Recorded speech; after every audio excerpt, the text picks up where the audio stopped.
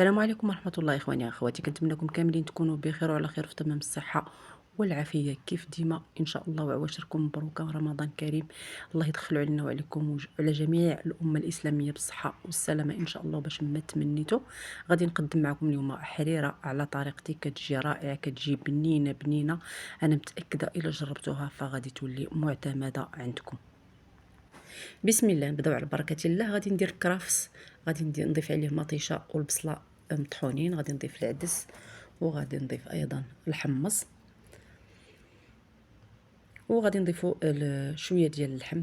كتبقى مساله اختياريه بالنسبه لكم، ما بغيتوش تضيفوه بلا ما ديروه.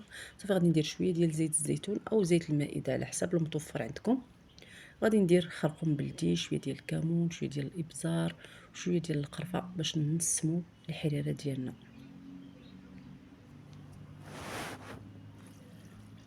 صافي هنا غادي نضيف الماء كما كتلاحظوا معايا، فالحريره ديالي ما غاديش نقليها ما حتى شي حاجه. صافي غادي نضيف واحد الكميه ديال الماء اللي غادي تطيب ليا هاد المكونات. صافي وغادي نسد عليها الكوكوط وغادي نديرو الصفاره ونقصوا عليها العافيه ونخليوها كطيب على خاطرها.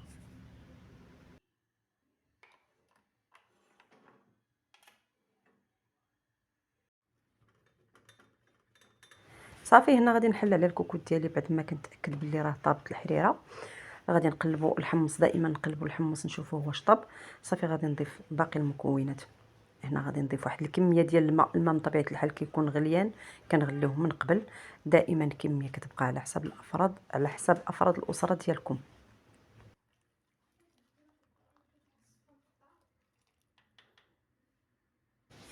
غادي نضيف 2 معالق ديال معجون الطماطم او مطيشه ديال الحك. صافي وغادي نخلط مزيان حتى غادي تذوب لينا مطيشه. كما كتلاحظوا فانا كنت محتفظه بها في المجمد او في الفريغو. غادي نخلط حتى غادي تذوب المطيشه كما كتشوفوا، وغادي ندور الحريره ديالي بالدقيق. دائما الكميه ديال الدقيق كتبقى على حسب الكميه ديال الماء اللي عندنا في الكوكوط. انا استعملت الدقيق ديال الشعير، وانتم لكم الاختيار، بغيتو ديروا الدقيق الابيض ديروه، بغيتو ديروا ديال الشعير فديروه، فكتجي بنينه بالدقيق ديال الشعير.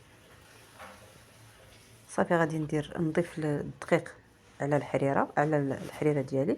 غادي نخلط مزيان وغادي نخليوها كطبخ حتى كطيب. دائما نقصوا العافيه ونخليوها طيب على عافيه مهيله او على نار هادئه. صافي كنخليو الحريره ديالنا طيب. من بعد ما كطيب فغادي نضيف ليها واحد شويه ديال القزبر والمعدنوس مقطعين رقيق، وشويه ديال السمن، راس معلقه ديال السمن كتبقى اختياريه، لو ما بغيتوش تضيفوه بلا ما تضيفوه. صافي وكنخلط مزيان دائما، وغادي نضيف شويه ديال الشعريه، تكون شويه الشعريه غليظه.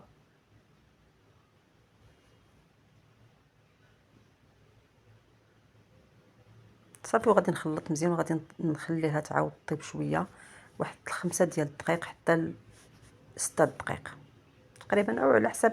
حتى غادي نحسوا بديك الشعريه، حتى كنقلبوا ديك الشعريه بلي راه طابت.